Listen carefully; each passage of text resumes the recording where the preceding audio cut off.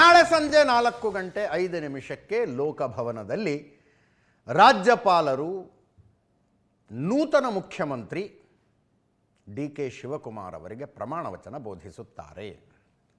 Simple ಆಗಿ ಪ್ರಮಾಣ ವಚನ ಕಾರ್ಯಕ್ರಮ ಮಾಡುವ ನಿರ್ಧಾರಕ್ಕೆ ಬರಲಾಗಿದೆ. ನೊಣವಿನ ಕೆರೆ ಅಜ್ಜಯ್ಯನ ಸೂಚನೆ. ಬಹಳ ಅದ್ದೂರಿಯಾಗೆಲ್ಲ ಮಾಡಕ್ಕೆ ಹೋಗಬೇಡಿ ಅಂತ.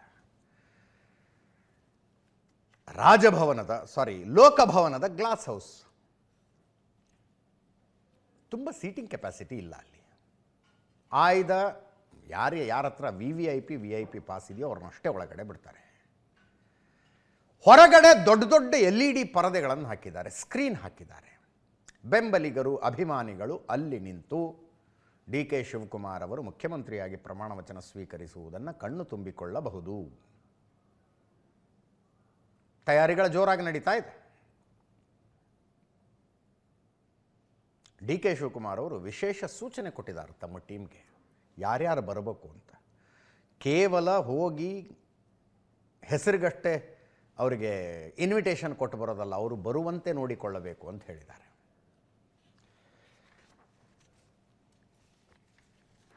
ರಾಹುಲ್ ಗಾಂಧಿ, ಪ್ರಿಯಾಂಕಾ ಗಾಂಧಿ, ಮಲ್ಲಿಕಾರ್ಜುನ ಖರ್ಗೆ ಮತ್ತು ಸೋನಿಯಾ ಗಾಂಧಿ ಅವರನ್ನು ಆಹ್ವಾನಿಸಿದ್ದಾರೆ.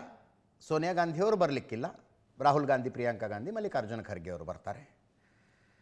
ಕಾಂಗ್ರೆಸ್ ಅಧಿಕಾರದಲ್ಲಿರುವ ರಾಜ್ಯಗಳ ಮುಖ್ಯಮಂತ್ರಿಗಳಿಗೆ ಆಹ್ವಾನ ಹೋಗಿದೆ. ಕೇರಳ, ತೆಲಂಗಾಣ, ಹಿಮಾಚಲ ಪ್ರದೇಶದ ಮುಖ್ಯಮಂತ್ರಿಗಳಿಗೆ ಆಹ್ವಾನ ಹೋಗಿದೆ. ಕೆಲವು ಜನ ಡಿ.ಕೆ. ಶಿವಕುಮಾರ್ ಅವರಿಗೆ ಆಪ್ತರಾಗಿರುವ ಮಾಜಿ ಮುಖ್ಯಮಂತ್ರಿಗಳನ್ನು ಕರೆದಿದ್ದಾರೆ. ಉಳಿದಂತೆ ಅಭಿಷೇಕ್ ಮನು ಸಿಂಘ್ವಿ, ಕಪಿಲ್ ಸಿಬ್ಬಲ್ರಂಥ ವಕೀಲರು, ಡಿ.ಕೆ. ಶಿವಕುಮಾರ್ ಅವರ ಈ ರಾಜಕೀಯ ಹೋರಾಟದ ಪ್ರಯಾಣದಲ್ಲಿ ಜೊತೆಗೆ ನಿಂತಹ ವಕೀಲರು, ಅವ್ರಿಗೂ ಸ್ಪೆಷಲ್ ಇನ್ವಿಟೇಷನ್ ಹೋಗಿದೆ. ಎಲ್ಲ ಸಮುದಾಯಗಳ ಸ್ವಾಮೀಜಿಗಳನ್ನು ಕರೆದಿದ್ದಾರೆ. 55 ಜನ ಸ್ವಾಮೀಜಿಗಳನ್ನೇ ಕರೆದಿದ್ದಾರೆ.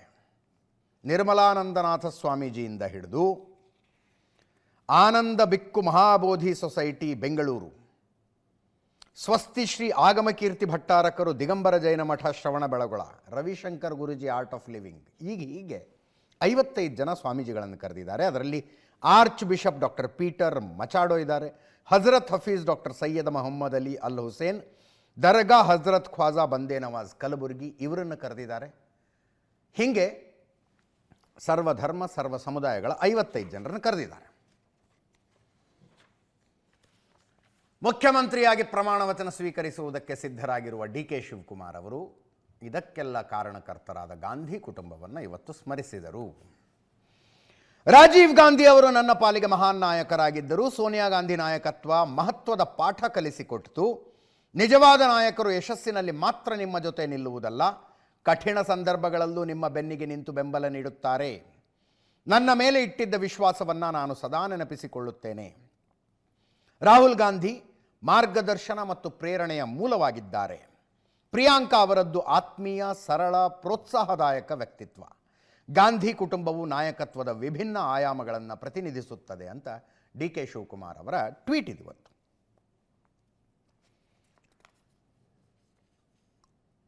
ನಾಳೆ ಬಿಗಿ ಭದ್ರತೆಯ ಮಧ್ಯದಲ್ಲಿ ನಡೆಯುವ ಕಾರ್ಯಕ್ರಮ. ಪೊಲೀಸ್ ಕಮಿಷನರ್ ಸೀಮಂತ್ ಕುಮಾರ್ ಸಿಂಗ್ ಬಂದೋಬಸ್ತಿನ ಮೇಲುಸ್ತುವಾರಿ ನೋಡಿಕೊಂಡ್ರು, ಮಾತಾಡಿದ್ದಾರೆ, ಕೇಳಿಸ್ಕೊಳ್ಳಿ. ನಾಳೆ ಒಂದು ದೊಡ್ಡ ಕಾರ್ಯಕ್ರಮ ಇದೆ. ಹೊಸ ಒಂದು ಪ್ರಮಾಣ ವಚನ ಸ್ವೀಕರಿಸ್ತಾ ಇದ್ದಾರೆ ಬೆಂಗಳೂರು ಸಿಟಿ ಪೊಲೀಸ್ ಕಡೆಯಿಂದ. ಲಾ ಆ್ಯಂಡ್ ಆರ್ಡರ್, ಟ್ರಾಫಿಕ್ ಬಗ್ಗೆ ಸಾಕಷ್ಟು ನಮ್ಮ ಆಫೀಸರ್ ಜೊತೆಗೆ ನಾವು ಚರ್ಚೆ ಮಾಡಿ ಅದರದ್ದು ಫೈನಲೈಸ್ ಪ್ರೋಗ್ರಾಮ್ ತಗೊಂಡು ನಾವು ನಮ್ಮದು ಸೆಕ್ಯೂರಿಟಿ ಅರೇಂಜ್ಮೆಂಟ್ಸ್ ಮಾಡಿದ್ವಿ. ಲೋಕಭವನದು ಏನೋ ಒಂದು ಇನ್ಸೈಡ್ ಪ್ರೋಗ್ರಾಮ್ ಆಗ್ತಾಯಿದೆ, ಇಂಡೋರ್ಸ್ ಇದೆ. ಸೊ ಇದರಲ್ಲಿ ಕೆಪಾಸಿಟಿ ಲಿಮಿಟೆಡ್ ಇದೆ. With passes, vehicle passes plus visitor passes ಏನಿದೆ ಅದೆಲ್ಲ DPR ಅವರು ಇಶ್ಯೂ ಮಾಡ್ತಾಯಿದ್ರು. ಅದರದ್ದು ಡೀಟೇಲ್ಸ್ ನಮ್ಮ ಹತ್ರ ಬಂದ ಮೇಲೆ ಆ ತಕ್ಕಂತೆ ನಾವು VVIPs ಇರಲಿ, VIPs ಇರಲಿ, ಅಥವಾ ಕೆಲವು ಪ್ರೊಟೆಕ್ಟೆಡ್ ಗೆಸ್ಟ್ಸ್ ಅವರಿದ್ದಾರೆ, ಅಂದರೆ ಕ್ಯಾಟಗರೈಸೇಷನ್ ಗೆಸ್ಟ್ ನಾವು ಇರ್ತೀವಿ, ಬೇರೆ ಬೇರೆ ಕ್ಯಾಟಗರಿ ಸೆಕ್ಯೂರಿಟಿ ಇದೆ. ಸೊ ಆ ನಿಟ್ಟಿನಲ್ಲಿ ನಾವು ಬಂದೋಬಸ್ತ್ ಮಾಡ್ತೀವಿ. ಕೆಲವು ಕಡೆ ಟ್ರಾಫಿಕ್ ಬ್ಯಾಂಡ್ ಇದೆ, ಕೆಲವು ಕಡೆ ಡೈವರ್ಷನ್ಸ್ ಇದೆ, ಮತ್ತು ಕೆಲವು ಕಡೆ ಟೋಟಲ್ ಪೆಡಿಸ್ಟ್ರಿಯನ್ ಮೂವ್ಮೆಂಟ್ ಅಷ್ಟೇ ಇರ್ತದೆ, ವೆಹಿಕಲ್ ಮೂವ್ಮೆಂಟ್ ಇರಲ್ಲ. ಅದು ಎಲ್ಲ ಡೀಟೇಲ್ಸ್ ನಮ್ಮ ಟ್ರಾಫಿಕ್ ಅಡ್ವೈಸರಿಲಿದೆ, ಈಗ ಬರುತ್ತದೆ. ಕೆಲವು ಕಡೆ ಇದನ್ನೆಲ್ಲ ನೋಡಿದ ನಂತರ ಬರುವ ಸಹಜವಾದ ಪ್ರಶ್ನೆ, ನಾಳೆ ಡಿ.ಕೆ. ಶಿವಕುಮಾರ್ ಅವರ ಜೊತೆಗೆ ಯಾರ್ಯಾರು ಪ್ರಮಾಣ ವಚನ ಸ್ವೀಕರಿಸ್ತಾರೆ? To be very frank with you, ಈ ಕ್ಷಣದ ತನಕ ಲಿಸ್ಟ್ ತಯಾರಾಗಿಲ್ಲ. ಲಿಸ್ಟ್ ತಯಾರಾಗಿ ನಮಗೆ ಸಿಗ್ತಾ ಇಲ್ಲ, ನಮಗೆ ಗೊತ್ತಿಲ್ಲ ಅಂತ ಹೇಳ್ತಿರೋದಲ್ಲ ನಾನು. ಲಿಸ್ಟ್ ತಯಾರಾಗಿಲ್ಲ. ತಮ್ಮ ತಮ್ಮ ಪರವಾದ ಪಟ್ಟಿಗಳನ್ನು ಡಿ ಕೆ ಶಿವಕುಮಾರ್ ಅವರು, ಸಿದ್ದರಾಮಯ್ಯನವರು ಕೊಟ್ಟಿದ್ದಾರೆ, ಹೈಕಮಾಂಡ್ನ ನಾಯಕರುಗಳಿಗೆ ಕೊಟ್ಟಿದ್ದಾರೆ ಮತ್ತು ವಿವರಿಸಿದ್ದಾರೆ. ಇದರ ಬಗ್ಗೆ ನಿನ್ನೆಯಿಂದಲೂ ಸರಣಿ ಸಭೆಗಳು ನಡೆದು, ನಿನ್ನೆ ಕೆ ಸಿ ವೇಣುಗೋಪಾಲರನ್ನು ಭೇಟಿಯಾಗಿ ಮೊದಲು ಸಿದ್ದರಾಮಯ್ಯನವರು ಹೆಚ್ಚು ಕಡಿಮೆ 1 ತಾಸು ಕೂತ್ಕೊಂಡು ಎಕ್ಸ್ಪ್ಲೇನ್ ಮಾಡಿದ್ದಾರೆ, ಯಾರ್ಯಾರು ಇರಬೇಕು, ಯಾಕೆ ಇರಬೇಕು ಅನ್ನುವುದನ್ನು ಎಕ್ಸ್ಪ್ಲೇನ್ ಮಾಡಿದ್ದಾರೆ. ಅದಾದ ನಂತರ ಡಿ ಕೆ ಶಿವಕುಮಾರ್ ಅವರನ್ನು ಕೆ ಸಿ ವೇಣುಗೋಪಾಲರು ಕರೆಸ್ಕೊಂಡ್ರು,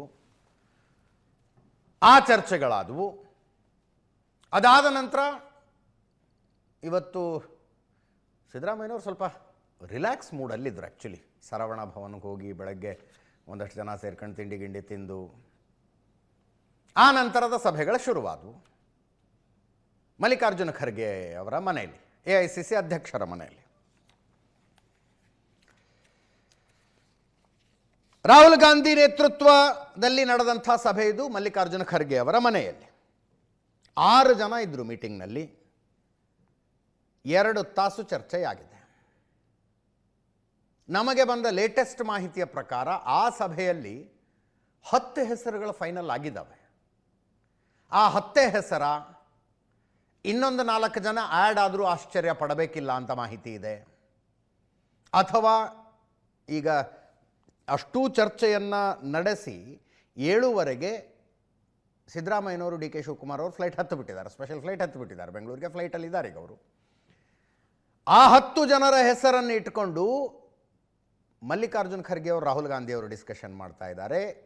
ಆವಾಗ ಕೆ ಸಿ ವೇಣುಗೋಪಾಲ್ ಮತ್ತು ರಣದೀಪ್ ಸಿಂಗ್ ಸುರ್ಜೇವಾಲಾ ಅವರ ಒಪಿನಿಯನ್ ತಗೊಳ್ತಾ ಇದ್ದಾರಂತೆ ಇಂಡಿವಿಜುವಲ್ ಹೆಸರುಗಳ ಮೇಲೆ.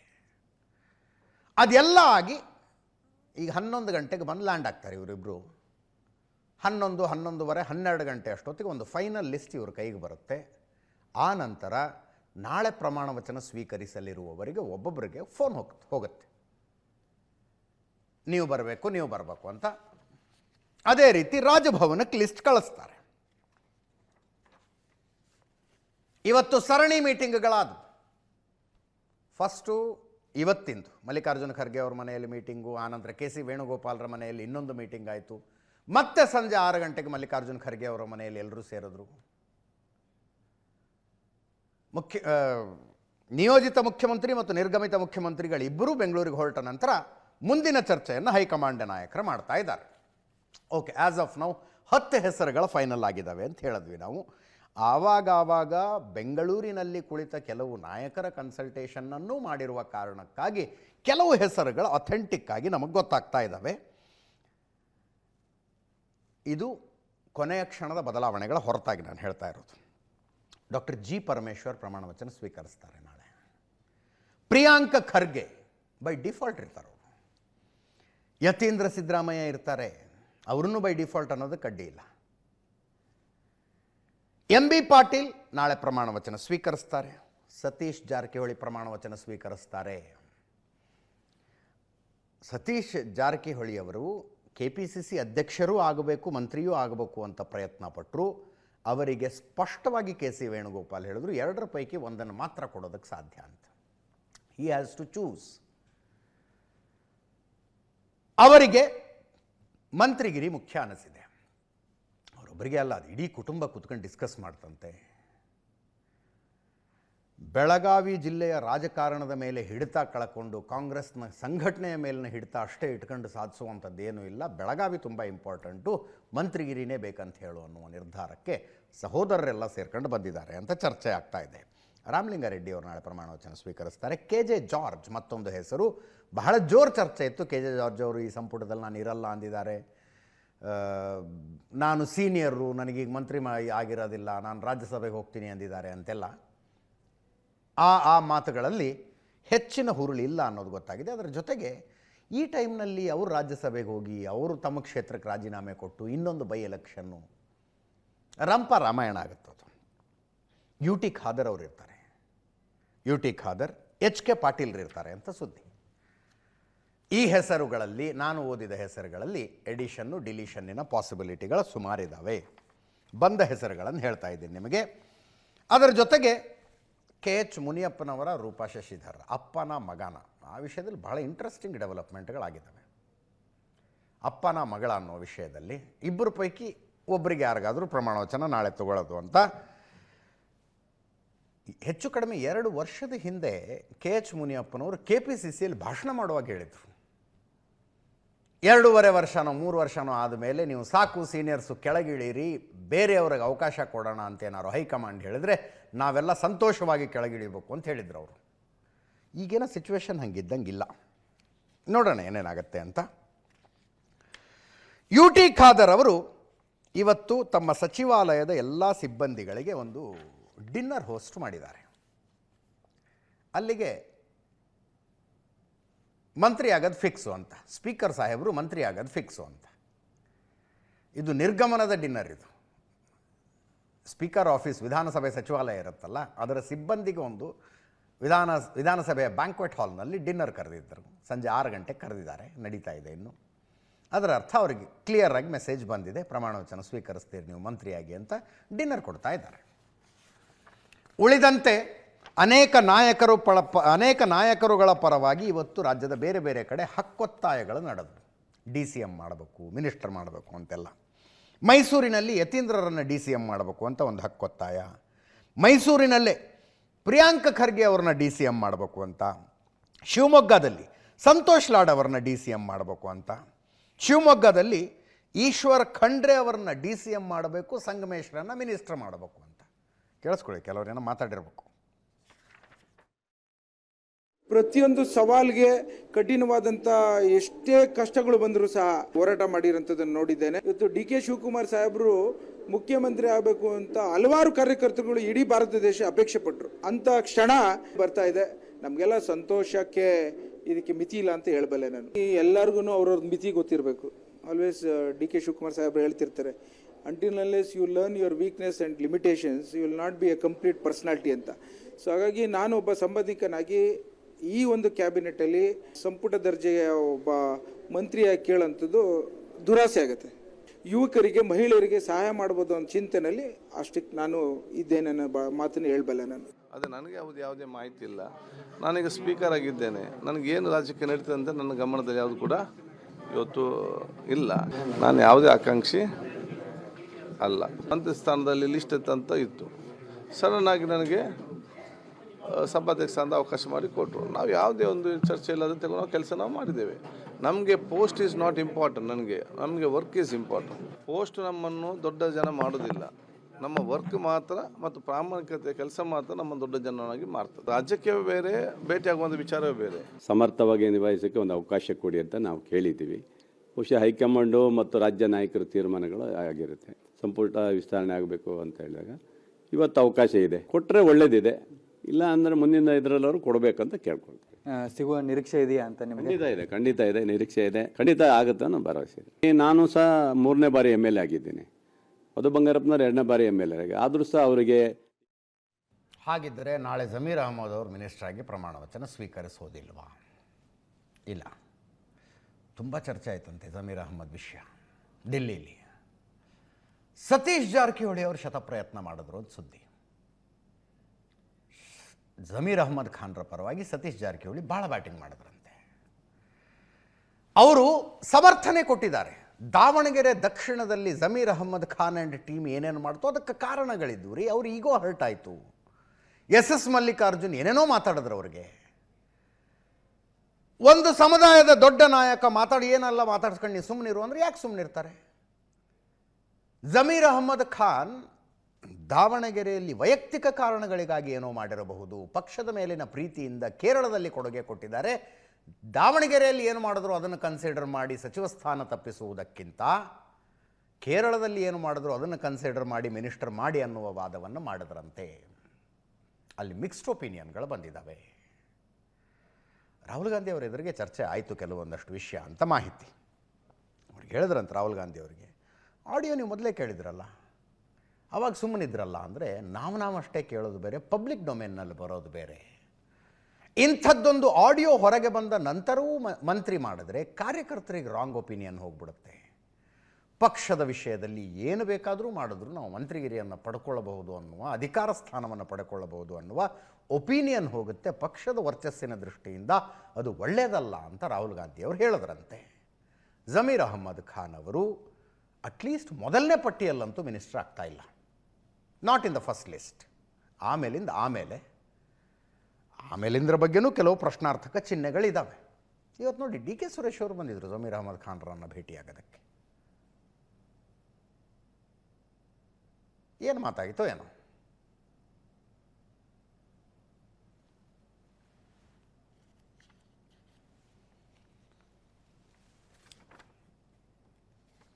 ಇಂಟ್ರೆಸ್ಟಿಂಗ್ಲಿ ದಾವಣಗೆರೆಯಲ್ಲಿ ಅಫ್ಕೋರ್ಸ್ ಎಸ್ ಮಲ್ಲಿಕಾರ್ಜುನ್ ಅವರ ಬೆಂಬಲಿಗರು ಜಮೀರ್ ಅಹ್ಮದ್ ಮೇಲೆ ಕ್ರಮ ಕೈಗೊಳ್ಳಿ, ತನಿಖೆ ಆಗಲಿ ಅಂತ ದಾವಣಗೆರೆಯಲ್ಲಿ ಆಗ್ರಹ.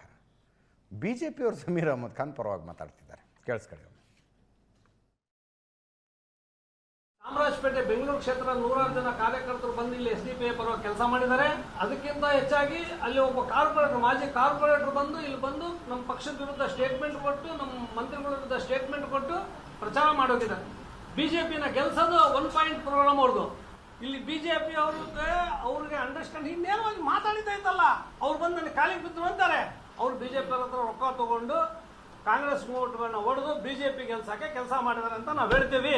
ಹೇಗೆ ಧರ್ಮಸ್ಥಳ ಪವಿತ್ರನ ನಮ್ಗೇನೋ ಇದಾವೆ, ಅವ್ರು ಪ್ರಮಾಣ ಮಾಡಕ್ ಬರ್ತೇವೆ ಅಂದ್ರೆ ಖರ್ಚಿಗೆ ನಾವು ಕೊಡ್ತೀವಿ, ಖರ್ಚು ರೊಕ್ಕ ನಾವು ಕೊಡ್ತೀವಿ, ನಾವು 50 ಜನ ಬರ್ತೀವಿ, ನಾವು ಅವ್ರಿಗೆ ಲಿಸ್ಟ್ ಕೊಡ್ತೀವಿ ಯಾರ್ಯಾರು ಮೋಸ ಮಾಡಿದಾರೆ ಅಂತೇಳಿ. ಅವರೆಲ್ಲ ಬಂದು ಅಲ್ಲಿ ಪ್ರಮಾಣ ಮಾಡಲಿ, ಅವ್ರು ಮಾಡಿಲ್ಲ ಅಂತಂದೇಳಿ ನಾವು ಮಾಡಿರಂತ ಪ್ರಮಾಣ ಮಾಡಿ ಕರೀರಿ ಬರ್ತಾರೆ. ಇನ್ಕ್ಲೂಡಿಂಗ್ ಜಮೀರ್ ಅಹ್ಮದ್. ಜಮೀರ್ ಅಹ್ಮದ್ ಬರ್ಬೇಕು. ಯಾರು ವಿಡಿಯೋದಲ್ಲಿ ಮಾತನಾಡಿದಾರೋ ನಮ್ಮ ಮಾಜಿ ಸಚಿವರು, ಅವ್ರ ಮೇಲೆ ಕ್ರಮ ಆಗಬೇಕು. ಪಾರ್ಟಿಗೆ ಇನ್ನೊಬ್ಬರ ಸಂಭಾಷಣೆಯನ್ನು ರೆಕಾರ್ಡ್ ಮಾಡ್ತಕ್ಕಂಥ ವ್ಯವಸ್ಥೆ ಇರೋದು ದಾವಣಗೆರೆ ಪೊಲೀಸ್ ವರಿಷ್ಠಾಧಿಕಾರಿಯ ಆಫೀಸ್ನಲ್ಲಿ, ಇಲ್ಲ ಬೆಂಗಳೂರು ಕೇಂದ್ರದಲ್ಲಿ.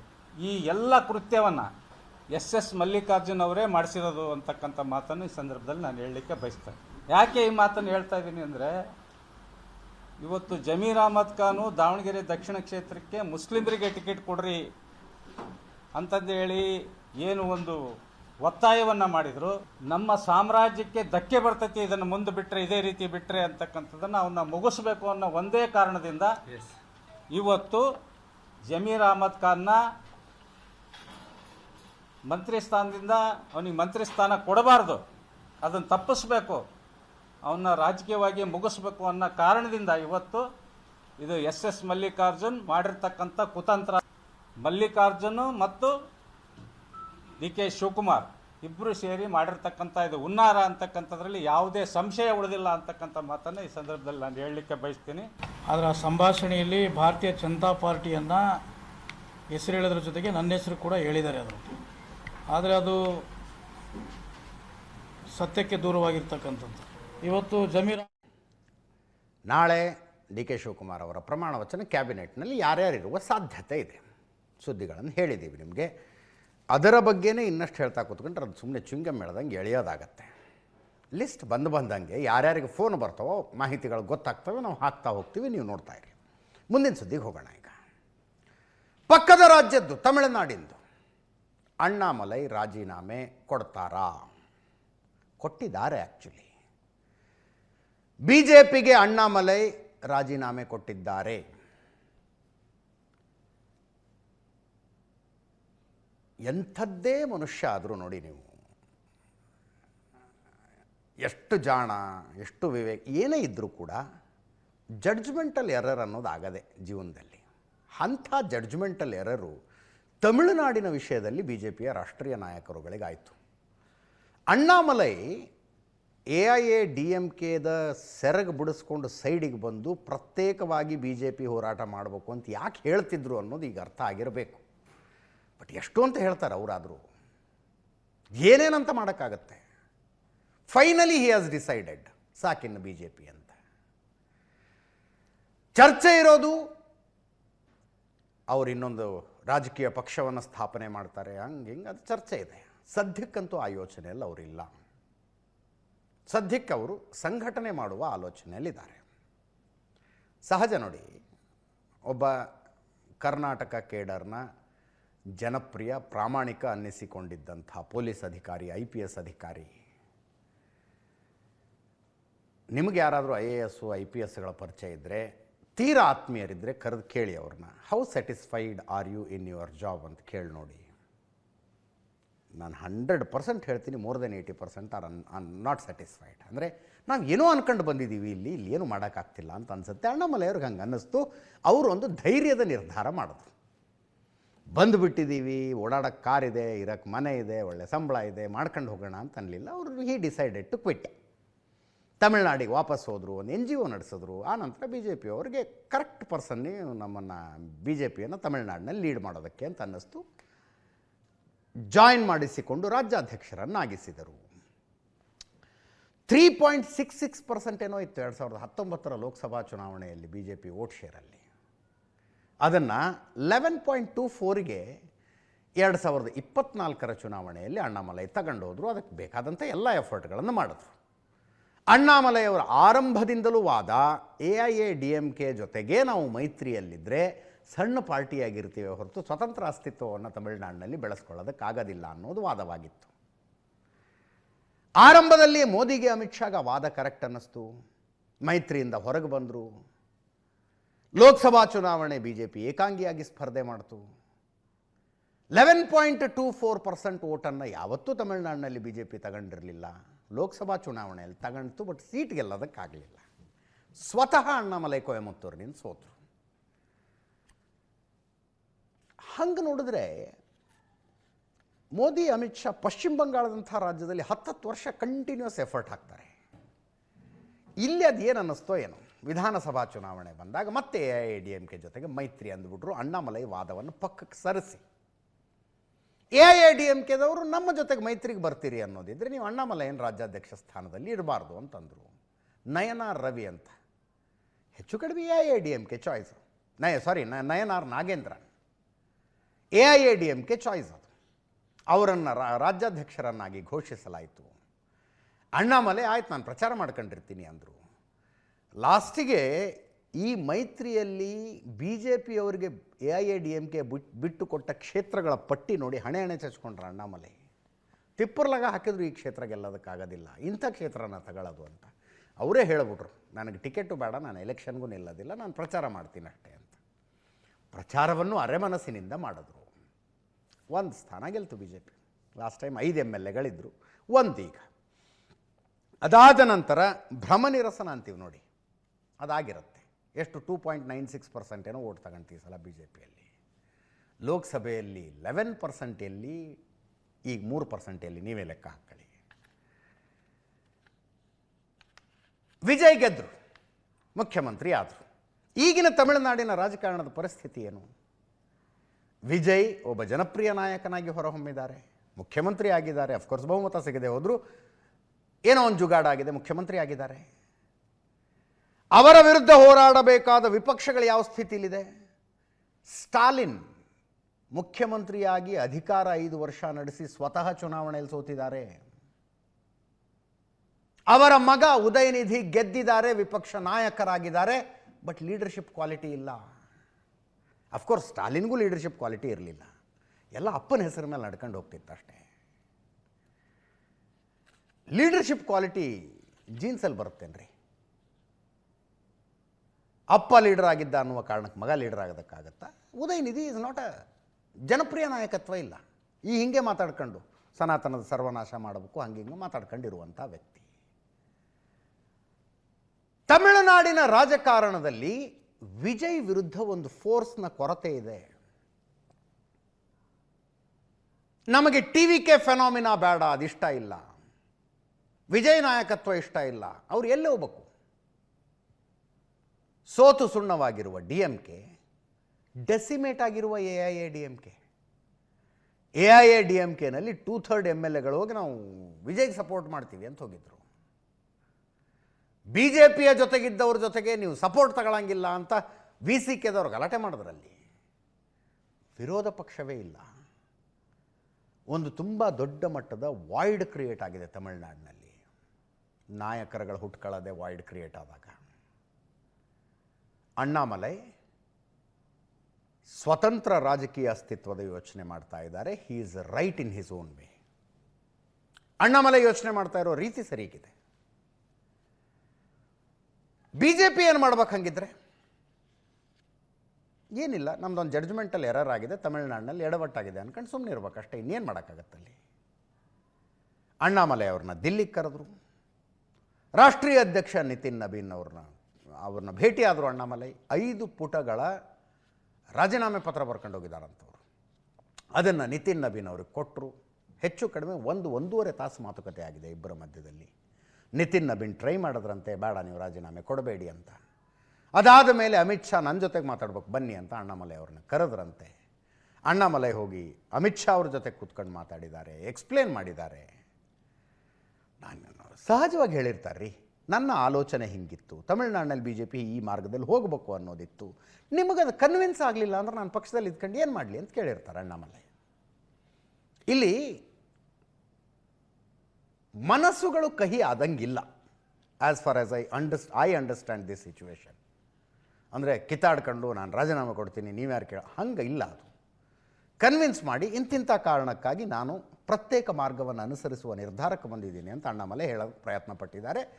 ಅಮಿತ್ ಶಾ ಹೇಳಿದ್ರಂತೆ 2 ದಿನ ಸುಮ್ಮನಿದ್ದು ಬಿಡಿ, ದಿಲ್ಲಿಲೇರಿ ದಿಲ್ಲಿ ಬಿಟ್ಟು ಹೋಗಬೇಡಿ ಅಂತ. ಸಂಜೆ ತಮಿಳುನಾಡು BJP ರಾಜ್ಯಾಧ್ಯಕ್ಷ ನಯನಾರ್ ನಾಗೇಂದ್ರರನ್ನು ಫೋನ್ ಮಾಡಿ ಕರೆಸ್ಕೊಂಡಿದ್ದಾರೆ.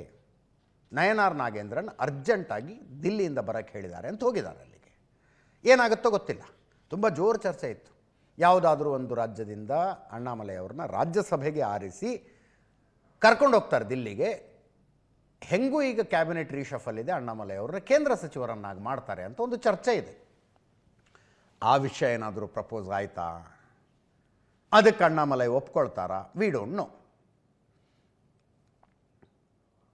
ಹಂಗೆ ನೋಡಿದ್ರೆ 2019ರಲ್ಲೇ ಸೆಂಟ್ರಲ್ ಮಿನಿಸ್ಟರ್ ಆಗೋ ಒಂದು ಆಫರ್ ಅಣ್ಣಾಮಲೈ ಅವ್ರಿಗೆ ಬಂದಿತ್ತು ಅಂತ ಜೋರು ಚರ್ಚೆ ಇತ್ತು. ಅಣ್ಣಾಮಲೈ ಅದನ್ನು ನಿರಾಕರಿಸಿದ್ರಂತ. ತಮಿಳುನಾಡಿನಲ್ಲಿ ನಾನು BJP ಕಟ್ಟಬೇಕು ಅಂದ್ರಂಥವ್ರು. ಈಗ ಕನ್ವಿನ್ಸ್ ಆಗ್ತಾರಾ, ಈಗ ಒಪ್ಕೊಳ್ತಾರಾ, we don't know anything. Annamalai ಅವರಿಗೆ ಈಗಲೇ ಹೋಗಿ ಇನ್ನೊಂದು ರಾಜಕೀಯ ಪಕ್ಷವನ್ನು ಕಟ್ಟುವ ಉದ್ದೇಶ ಇಲ್ಲ. ರಾಷ್ಟ್ರೀಯವಾದಿ ತಮಿಳು ಸಂಘಟನೆಯೊಂದನ್ನು ಮಾಡಬೇಕು ಅನ್ನೋ ಉದ್ದೇಶ ಇದೆ. ಅಂದರೆ BJPಯ ತತ್ವ, ಸಿದ್ಧಾಂತ, ಆದರ್ಶಗಳಿಗೆ ತದ್ವಿರುದ್ಧವಾಗಿ ಹೋಗುವ ಆಲೋಚನೆಯಲ್ಲಿ ಅಣ್ಣಾಮಲೈ ಅವರು ಇದ್ದಂಗಿಲ್ಲ. ತಮಿಳುನಾಡಿನ ದ್ರಾವಿಡ ರಾಜಕಾರಣ ಆ್ಯಂಟಿ ಹಿಂದಿ ಮಾತ್ರ ಅಲ್ಲ, ಅದು ಬರ್ತಾ ಬರ್ತಾ ಆ್ಯಂಟಿ ಬ್ರಾಹ್ಮಿಣ್, ಆ್ಯಂಟಿ ಭಾರತ್ ಆಗ್ತಾ ಇದೆ. ಅದಕ್ಕೊಂದು ಹೊಸ ದಿಸೆಯನ್ನು, ಹೊಸ ದಿಕ್ಕನ್ನು ಕೊಡಬೇಕು ಅನ್ನುವ ಆಲೋಚನೆಯಲ್ಲಿ ಅಣ್ಣಾಮಲೈ ಅವರಿದ್ದಾರೆ. ನನ್ನ ಪ್ರಕಾರ ಇಂಥ ಪ್ರಯತ್ನಗಳು ರಾಜ್ಯಗಳಲ್ಲಿ ಶುರುವಾಗಬೇಕು ನೋಡ್ರಿ.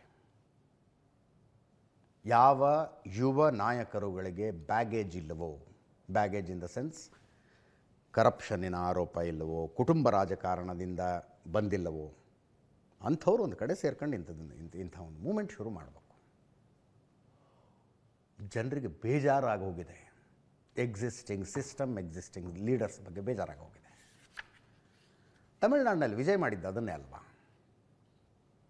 ಅಫ್ಕೋರ್ಸ್ ವಿಜಯ್ಗೆ ಸಿನಿಮಾ ನಟ ಅನ್ನುವ ಒಂದು ಬ್ಯಾಡ್ಜು ತಮಿಳುನಾಡು, ಆಂಧ್ರದಲ್ಲೆಲ್ಲ ನಡೆದಿದೆ, ಅದು ಅಂಥದ್ದಿತ್ತು. ಅದರ ಹೊರತಾಗಿ ಮಾಡುವ ಪ್ರಯತ್ನಗಳು ಯಾಕೆ ಆಗಬಾರ್ದು?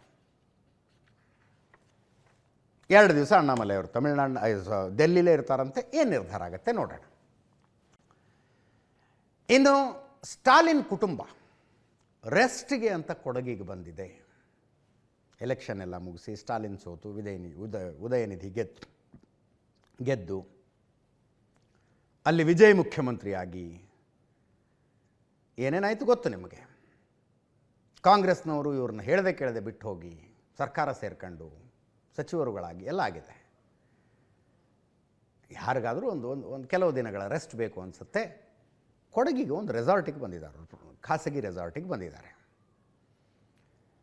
ಸ್ಟಾಲಿನ್ನು, ಉದಯನಿಧಿ, ಸ್ಟಾಲಿನ್ ಸೊಸೆ ಇವರೆಲ್ಲ ರೆಸಾರ್ಟ್ನಲ್ಲಿದ್ದರೆ, ಸ್ಟಾಲಿನ್ ಪತ್ನಿ ದುರ್ಗಾ ಸ್ಟಾಲಿನ್ ಮೈಸೂರಿಗೆ ಬಂದರು, ಚಾಮುಂಡಿ ದರ್ಶನಕ್ಕೆ ಬಂದರು.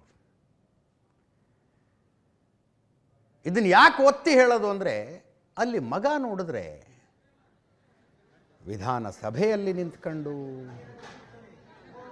ಸರ್ಕಾರಿ ಕಾರ್ಯಕ್ರಮದ ವೇದಿಕೆಯ ಮೇಲೆ ನಿಂತ್ಕೊಂಡು ಸನಾತನದ ಸರ್ವನಾಶ ಮಾಡಬೇಕು, ನಾವು ಬಂದಿರೋದೇ ಅದಕ್ಕೆ ಅಂತಾರೆ ಮಗ.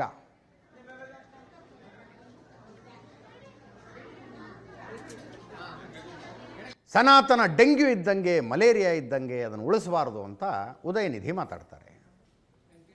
ಡೆಂಗ್ಯೂ ಮಲೇರಿಯಾ ಅಲ್ಲ, ಅದು HIV ಇದ್ದಂಗೆ ಅಂತ ಎ ರಾಜ ಮಾತಾಡ್ತಾರೆ. ಇದನ್ನು ನೋಡಿನೇ ಅಣ್ಣಾಮಲೈ ಹೇಳಿದ್ದೀವ್ರಿ, ಫಸ್ಟ್ ನಿಮ್ಮಮ್ಮ ದೇವಸ್ಥಾನಕ್ಕೆ ಹೋಗೋದು ನಿಲ್ಸೋಕ್ಕಾಗತ್ತಾ ನೋಡಿ ನಿನ್ನ ಕೈಲಿ ಅಂತ. ನಿಮ್ಮಮ್ಮ ದೇವಸ್ಥಾನಕ್ಕೆ ಹೋಗ್ತಾರಲ್ಲ, ಅದನ್ನು ನಿಲ್ಸೋಕ್ಕಾಗತ್ತಾ ನೋಡು ನಿನ್ನ ಕೈಲಿ, ಆಮೇಲೆ ಸನಾತನದ ಸರ್ವನಾಶ ಮಾಡೋ ಬಗ್ಗೆ ಆಲೋಚನೆ ಮಾಡಿ ಅಂತ ಅಣ್ಣಾಮಲೈ ಚಾಲೆಂಜ್ ಮಾಡ್ತಾರೆ. ದುರ್ಗಾ ಸ್ಟಾಲಿನ್ ಪರಮ ದೈವ ಭಕ್ತೆ. ಅವರ ಗಂಡನ ಪಕ್ಷ, ಮಗನ ಪಕ್ಷ ಏನೇ ಉದ್ದೇಶ ಇಟ್ಕೊಂಡು ಏನೇನೇ ಕೆಲಸ ಮಾಡ್ತಿರಲಿ, ಅವ್ರ ಮನೆಯಲ್ಲಿ ತುಂಬ ದೊಡ್ಡ ದೇವ್ರ ಮನೆ ಇದೆ. ಅಲ್ಲಿ ಮಗ ಸನಾತನದ ಸರ್ವನಾಶ ಅಂತ ಭಾಷಣ ಮಾಡ್ತಿದ್ರೆ, ತಾಯಿ ನ್ಯೂಸ್ ಚಾನಲ್ಗಳಿಗೆ ತಮ್ಮ ಮನೆ ದೇವ್ರ ಮನೆಯಲ್ಲಿ ಯಾವ್ಯಾವ ಫೋಟೋ ಇದೆ, ಯಾವ್ಯಾವ ಮೂರ್ತಿಗಳಿದೆ, ಏನೇನು ಪೂಜೆಗಳಾಗುತ್ತೆ, ತಾವೇನು ವ್ರತ ಮಾಡ್ತೀವಿ ಅನ್ನೋದನ್ನು ಎಕ್ಸ್ಪ್ಲೇನ್ ಮಾಡ್ತಾ ಇರ್ತಾರೆ. GT ದೇವೇಗೌಡರ ಮನೆಗೆ ಹೋಗಿದ್ದಾರೆ ನೋಡಿ. ಚಾಮುಂಡೇಶ್ವರಿಯ ಶಾಸಕ, JDS ನಾಯಕ, ಚಾಮುಂಡೇಶ್ವರಿಯ ಶಾಸಕ GT ದೇವೇಗೌಡರ ಮನೆಗೆ ಹೋಗಿದ್ದಾರೆ. ಹೆಣ್ಮಕ್ಳು ಅರಿಶಿನ ಕುಂಕುಮ ಕೊಟ್ಟು ನೋಡಿ, ದುರ್ಗಾ ಸ್ಟಾಲಿನ್ ಕಾಲಿಗೆ ನಮಸ್ಕಾರ ಮಾಡೋರು GT ದೇವೇಗೌಡರು ಅವರ ಪತ್ನಿಗೆ.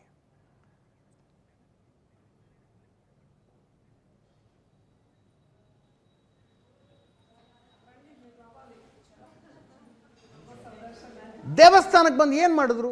ದುರ್ಗಾ ಸ್ಟಾಲಿನ್ ಅವರು ಪೂಜೆ ಮಾಡಿರ್ತಾರೆ. ಅಫ್ಕೋರ್ಸ್ ಯಾರ ಹೆಸರಿಗೆ ಅರ್ಚನೆ ಮಾಡಿಸ್ಬೇಕು ಅಂತ ಕೇಳ್ತಾರಲ್ಲ, ಅವರು ಸ್ಟಾಲಿನ್ ಮತ್ತು ಉದಯನಿಧಿ ಹೆಸರಿಗೆ ಅರ್ಚನೆ ಮಾಡಿಸಿದ್ರಂತೆ. ನನ್ನ ಗಂಡ ಮತ್ತು ಮಗನಿಗೆ ಒಳ್ಳೇದಾಗಲಿ ಅಂತ ಅರ್ಚನೆ ಮಾಡಿಸಿದ್ರಂತೆ.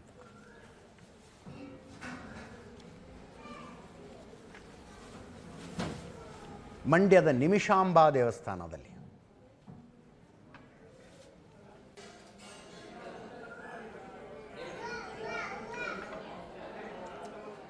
ಇದು ದುರ್ಗಾ ಸ್ಟಾಲಿನ್ ಅವರ ದೈವ ಭಕ್ತಿಯನ್ನು ಆಡ್ಕೊಳ್ಳೋದಕ್ಕೆ ಹೇಳ್ತಾ ಇಲ್ಲ. ಇದನ್ನು ಒಂದೇ ಕುಟುಂಬದಲ್ಲಿ ವೈರುಧ್ಯಗಳು ಹೆಂಗಿರ್ತವೆ ಅನ್ನೋದನ್ನು ತೋರಿಸ್ಬೇಕಾಗಿತ್ತಷ್ಟೆ. ಮೈಸೂರಿನ ಚಾಮುಂಡಿ ತಾಯಿಗೆ ಮತ್ತು ಮಂಡ್ಯದ ನಿಮಿಷಾಂಬಾ ದೇವಸ್ಥಾನಕ್ಕೆ ಭೇಟಿ ಕೊಟ್ಟರು. ಪಶ್ಚಿಮ ಬಂಗಾಳ ರಾಜಕಾರಣ ಮಹಾರಾಷ್ಟ್ರದ ದಾರಿಯಲ್ಲಿ ಹೋಗ್ತಾ ಇದೆಯೇನೋ ಅನ್ನಿಸ್ತಾ ಇದೆ. ಮಹಾರಾಷ್ಟ್ರದಲ್ಲಿ ಏನಾಯಿತು? ಶರದ್ ಪವಾರ್ರ NCPಯನ್ನು ಅವರ ತಮ್ಮನ ಮಗನೇ ಒಡೆದ್ಬಿಟ್ಟ. ಅಜಿತ್ ಪವಾರ್ ಒಡೆದು ಬಿಟ್ಟರು. 2/3 MLAಗಳನ್ನು ಕರ್ಕೊಂಡು ನಮ್ಮದೇ ಒರಿಜಿನಲ್ NCP ಅಂತ ಹೋಗಿ BJPಗೆ ಸಪೋರ್ಟ್ ಮಾಡಿ BJP ಸರ್ಕಾರ ತರುವುದಕ್ಕೆ, ಅದಕ್ಕಿಂತ ಮುಂಚೆ ಬಂದಿತ್ತು BJP ಸರ್ಕಾರ ಅಫ್ಕೋರ್ಸ್. ಏಕನಾಥ್ ಶಿಂಧೆ ಶಿವಸೇನೆಯನ್ನು ವರ್ಟಿಕಲಿ ಸ್ಪ್ಲಿಟ್ ಮಾಡಿದ್ರು. 2/3 MLAಗಳು ನಮ್ಮ ಜೊತೆಗಿದ್ದಾರೆ, ನಮ್ಮದು ಒರಿಜಿನಲ್ ಶಿವಸೇನೆ ಅಂದರು. BJPನ ಸಪೋರ್ಟ್ ಮಾಡಿ ಮುಖ್ಯಮಂತ್ರಿ ಆದರು. ಇಲ್ಲಿ ಪಶ್ಚಿಮ ಬಂಗಾಳದಲ್ಲಿ ಎಲೆಕ್ಷನ್ ಮುಗಿಯಿತು, BJP ಗೆದ್ದಿದೆ, ಸುವೇಂದು ಅಧಿಕಾರಿ ಮುಖ್ಯಮಂತ್ರಿ ಆಗಿದ್ದಾರೆ, 35 ಜನರ ಸಚಿವ ಸಂಪುಟ ಅಸ್ತಿತ್ವಕ್ಕೆ ಬಂದಿದೆ. 15 ವರ್ಷಗಳ ಕಾಲ ಪಶ್ಚಿಮ ಬಂಗಾಳವನ್ನು ಮುಖ್ಯಮಂತ್ರಿಯಾಗಿ ಆಳಿದ ಮಮತಾ ಬ್ಯಾನರ್ಜಿ ಅವರ ತೃಣಮೂಲ ಕಾಂಗ್ರೆಸ್ 80 ಕ್ಷೇತ್ರಗಳನ್ನು ಗೆದ್ದುಕೊಂಡಿದೆ. ಆ 80 MLAಗಳನ್ನು ಉಳಿಸ್ಕೊಳ್ಳೋದು ದೊಡ್ಡ ಚಾಲೆಂಜ್ ಆಗ್ತಾ ಇದೆ ಮಮತಾ ಬ್ಯಾನರ್ಜಿ ಅವರಿಗೆ. ಪಶ್ಚಿಮ ಬಂಗಾಳದ ರಾಜಕಾರಣನೇ ಹಿಂಗೆ ನೋಡಿ. ಅಲ್ಲಿ ಗಾಳಿ ಬೀಸ್ತು ಇಲ್ಲ, ಬೀಸಿದ್ದೆಲ್ಲ ಬಿರುಗಾಳಿನೇ. 33 ವರ್ಷ ಕಮ್ಯುನಿಸ್ಟ್ ಪಕ್ಷ ಆಡಳಿತ ನಡೆಸ್ತಾ ಇತ್ತಲ್ಲಿ. 1977ರಿಂದ 2011 ತನಕ ಆಡಳಿತ ನಡೆಸಿದರು ಕಮ್ಯುನಿಸ್ಟ್ ಪಕ್ಷದವರು. ಬಟ್ ಒಂದು ಸಲ ಮಮತಾ ಬ್ಯಾನರ್ಜಿ ಬಂದರು ಅಂದಾಗ ಕಮ್ಯುನಿಸ್ಟ್ ಪಾರ್ಟಿ ಜಳ. ಅಲ್ಲಿ ಲೀಡರ್ಗಳು ಉಳಿಯೋದಿಲ್ಲ, ಕಾರ್ಯಕರ್ತರು ಉಳಿಯೋದಿಲ್ಲ ಅನ್ನೋ ಹಾಗೆ. ಇಲ್ಲಿ ನೋಡಿ ಹೆಂಗಾಗ್ತಾ ಇದೆ ಈಗ. ಅಲ್ಲಿ ಚಟ್ಟೋಪಾಧ್ಯಾಯ ಅಂತ ಒಬ್ಬರನ್ನ ಅಪೋಸಿಷನ್ ಲೀಡರ್ ಮಾಡೋದು ಅಂತ ಮಮತಾ ಬ್ಯಾನರ್ಜಿ ಡಿಸೈಡ್ ಮಾಡಿದ್ರು. ಮಮತಾ ಬ್ಯಾನರ್ಜಿ ಸ್ವತಃ ಎಲೆಕ್ಷನ್ ಸೋತಿದ್ದಾರೆ ಭವಾನಿಪುರದಿಂದ.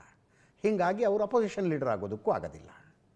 ಚಟ್ಟೋಪಾಧ್ಯಾಯ ಅನ್ನುವ ತಮ್ಮ ಆಯ್ಕೆಯ ನಾಯಕನೊಬ್ಬನನ್ನು ಅಪೋಸಿಷನ್ ಲೀಡರ್ ಮಾಡೋದು ಅನ್ನೋ ನಿರ್ಧಾರಕ್ಕೆ ಮಮತಾ ಬ್ಯಾನರ್ಜಿ ಬಂದರು.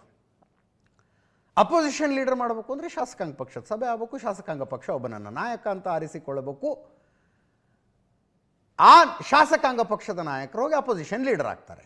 ಮೆಜಾರಿಟಿ ಇದ್ರೆ ಅವರೇ ಮುಖ್ಯಮಂತ್ರಿ ಆಗ್ತಾರೆ. ನಮ್ಮ ಡಿ ಕೆ ಶಿವಕುಮಾರ್ ಅವರು ಆಗ್ತಿಲ್ವ ಈಗ? ಹಾಗೆ ಇಲ್ಲಿ ಚಟ್ಟೋಪಾಧ್ಯಾಯ ಅನ್ನುವಂಥ ಒಬ್ಬ ಶಾಸಕರು ಅಪೋಸಿಷನ್ ಲೀಡರ್ ಆಗಬೇಕು ಅಂತ ಮಮತಾ ಬ್ಯಾನರ್ಜಿಯ ಆಯ್ಕೆಯಾಗಿತ್ತು. ಶಾಸಕಾಂಗ ಪಕ್ಷದ ಸಭೆಯಲ್ಲಿ ಎಲ್ಲ ಶಾಸಕರು ಅದನ್ನು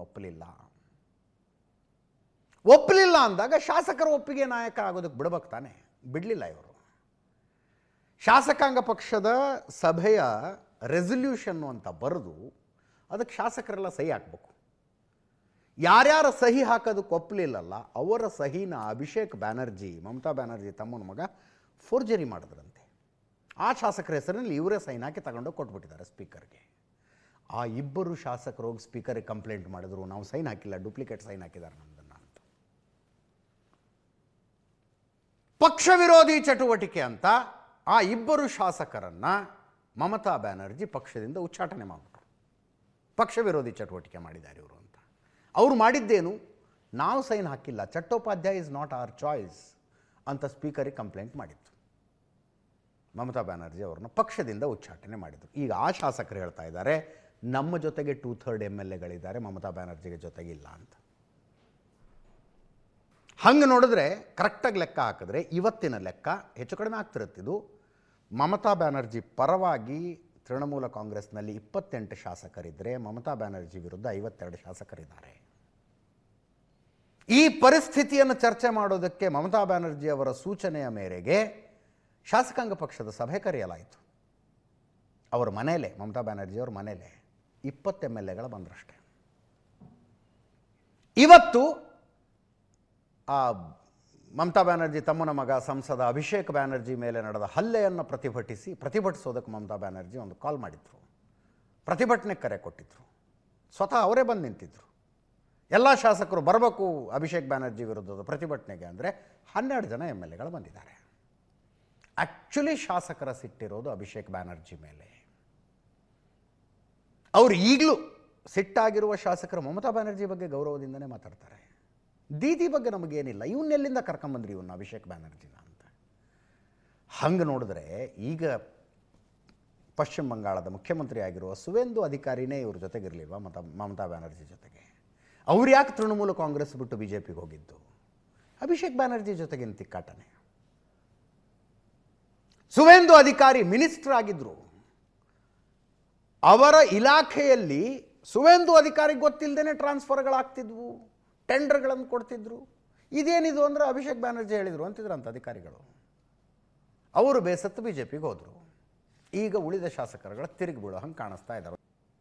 ಈ ರಿಜು ದತ್ತಾ ತೃಣಮೂಲ ಕಾಂಗ್ರೆಸ್ನ ವಕ್ತಾರ ಎಲೆಕ್ಷನ್ ನಡೆಯೋ ಟೈಮ್ನಲ್ಲಿ ಅಭಿಷೇಕ್ ಬ್ಯಾನರ್ಜಿ ಮಾತಾಡಿದಾರಲ್ಲ, ಮೇ 4ನೇ ತಾರೀಕು ಕೌಂಟಿಂಗ್ ಆಗಿ ರಿಸಲ್ಟ್ ಬಂದಿದ್ದಲ್ಲಿ, ಮೇ 4ನೇ ತಾರೀಕು ಮಧ್ಯಾಹ್ನ 12 ಗಂಟೆ ನಂತರ ನಾನೇ ಬಂದು ಬೀದಿಲಿ ನಿಂತ್ಕೋತೀನಿ, ನಿಮ್ಮನ್ನೆಲ್ಲ ಪ್ರೊಟೆಕ್ಟ್ ಮಾಡೋದಕ್ಕೆ ಯಾವ ದಿಲ್ಲಿವಾಲ ಬರ್ತಾನೋ ನಾನು ನೋಡ್ತೀನಿ ಅಂತ ಅಭಿಷೇಕ್ ಬ್ಯಾನರ್ಜಿ ಬಹಿರಂಗವಾಗಿ ನಿಂತ್ಕೊಂಡು ಭಾಷಣ ಮಾಡಿದ್ದು. ರಿಜು ದತ್ತನೂ ಅದನ್ನೇ ಹೇಳಿದರು, ಮೇ 4ನೇ ತಾರೀಕು ನೋಡ್ಕೋತೀವಿ ನಿಮ್ಮನ್ನೆಲ್ಲ BJP ಅವ್ರನ್ನ ಅಂತ. ಈಗ ನನ್ನ ಬಾಯಿಂದ ಆ ಮಾತುಗಳನ್ನು ಒತ್ತಾಯಪೂರ್ವಕವಾಗಿ ಹೇಳಿಸಲಾಗಿತ್ತು ಅಂತ ರಿಜು ದತ್ತ ಹೇಳ್ತಾ ಇದ್ದಾರೆ. ದುರಂಧರ್ ಸಿನಿಮಾದ ಇಂಪ್ಯಾಕ್ಟು ಎಲ್ಲಿ ತನಕ ಆಗಿದೆ ಅಂದರೆ ದಾವೂದ್ ಇಬ್ರಾಹಿಂನ ಡಿ ಗ್ಯಾಂಗ್ ಮತ್ತೊಮ್ಮೆ ಮುಂಬೈಯಲ್ಲಿ ಆ್ಯಕ್ಟಿವ್ ಆಗ್ತಾ ಇದೆಯಂತೆ. ಯಾಕೆ? ದುರಂಧರ್ ಸಿನಿಮಾದಲ್ಲಿ ದಾವೂದ್ ಇಬ್ರಾಹಿಂ ಬೆಡ್ ರಿಡನ್ ಆಗಿ ಬಿದ್ದಿದ್ದು ತೋರಿಸಲಾಗಿತ್ತು, ಬೆಡ್ ರಿಡನ್ ಆಗಿ ಮಲ್ಕೊಂಡಿದ್ದು, ಎದ್ದೇಳೋದಕ್ಕೂ ಆಗದೆ. ಇದೇ ಸೀನು. ಈಗ ಆಕ್ಟಿವ್ ಆಗಿ ಏನಾದರೂ ಚಟುವಟಿಕೆಗಳನ್ನು ಮಾಡದೇ ಹೋದರೆ ದಾವೂದ್ ಕೈಲಿ ಏನೂ ಆಗೋದಿಲ್ಲ ಅಂತ ಭಾರತದಲ್ಲಿರುವ ಕೆಲವರು ಅನ್ಕೊಂಬಿಡ್ಬೋದು ಅಂತ. ದಾವೂದ್ ಕಥೆ ಮುಗಿದಿದೆ ಅಂತ ಅನ್ಕೊಂಬಿಡ್ಬೋದು. ಅದಕ್ಕೆ ಡಿ ಗ್ಯಾಂಗ್ ಮತ್ತೆ ಆಕ್ಟಿವ್ ಮಾಡ್ತಾ ಇದ್ದಾರಂತೆ. ಇತ್ತೀಚೆಗೆ ಆ ರೈಲ್ವೆ ಜಾಗವೊಂದನ್ನು ತೆರವುಗೊಳಿಸುವಾಗ ಗರೀಬ್ ನಗರ, ಬಾಂದ್ರಾದಲ್ಲಿ ಗರೀಬ್ ನಗರ ಅನ್ನುವ ಪ್ರದೇಶದಲ್ಲಿ 100 ಕೋಟಿ ರೂಪಾಯಿಯ ಬೆಲೆಯ ರೈಲ್ವೆ ಜಾಗದಲ್ಲಿ ಅಕ್ರಮವಾಗಿ ಮನೆಗಳನ್ನು ಕಟ್ಕೊಂಡಿದ್ರು, ಮಸೀದಿಗಳನ್ನು ಕಟ್ಕೊಂಡಿದ್ರು. ನ್ಯಾಯಾಲಯದ ಆದೇಶದ ಮೇರೆಗೆ ಅದನ್ನು ತೆರವುಗೊಳಿಸೋದಕ್ಕೆ ಬಿಗಿ ಭದ್ರತೆಯಲ್ಲಿ ಅಥಾರಿಟಿಗಳವರು ಹೋದಾಗ ಜೋರು ಗಲಾಟೆ ಆಯಿತು. ಮನೆಗಳನ್ನು ಬೀಳಿಸಿದಾಗ ಗಲಾಟೆ ಆಗಲಿಲ್ಲ, ಮಸೀದಿಗೆ JCB ಹಚ್ಚಿದಾಗ ಜೋರು ಗಲಾಟೆ ಆಯಿತು, ಕಲ್ಲು ತೂರಾಟ ಆಯಿತು. ಇದೆಲ್ಲದರ ಹಿಂದೆ ISI ಮತ್ತು ಡಿ ಗ್ಯಾಂಗಿನ ಕುಮ್ಮಕ್ಕಿತ್ತು ಅಂತ ತನಿಖೆಯಲ್ಲಿ ಹೊರಗೆ ಬರ್ತಾ ಇದೆ. ಈ ಮೂಲಕ ಡಿ ಗ್ಯಾಂಗ್ ಮತ್ತೊಮ್ಮೆ ತನ್ನ ಅಸ್ತಿತ್ವವನ್ನು ಪ್ರೂವ್ ಮಾಡೋದಕ್ಕೆ ಹೊರಟಿದೆಯಂತೆ. ಸ್ಟಾರ್ಟಿಂಗ್ ಫ್ರಮ್ ಮುಂಬೈಯಿಂದ ಆರಂಭಿಸಿ. ಇದು ದುರಂಧರ್ನ ಪ್ರಭಾವ ಅಂತಿದ್ದಾರೆ.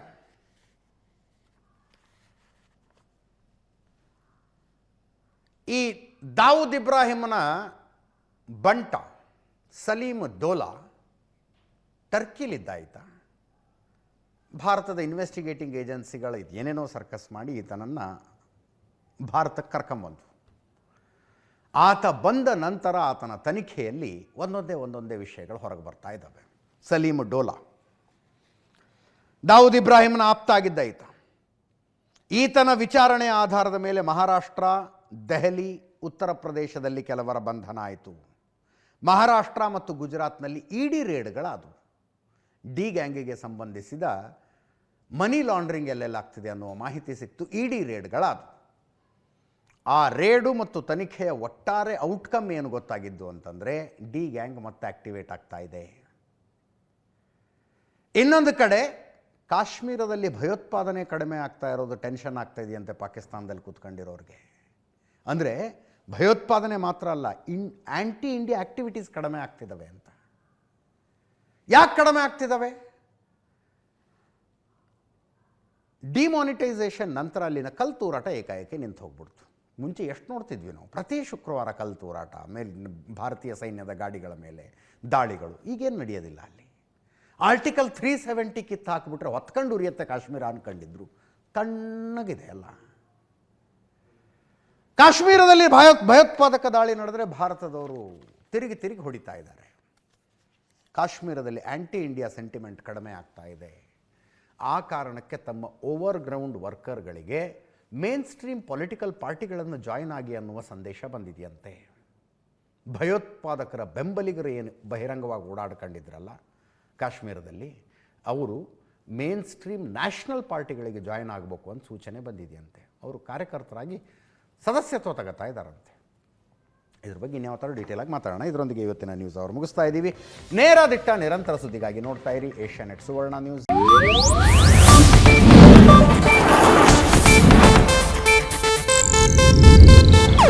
ಇದು ಏಷ್ಯಾನೆಟ್ ನ್ಯೂಸ್ ನೆಟ್ವರ್ಕ್ ಪ್ರಸ್ತುತಿ.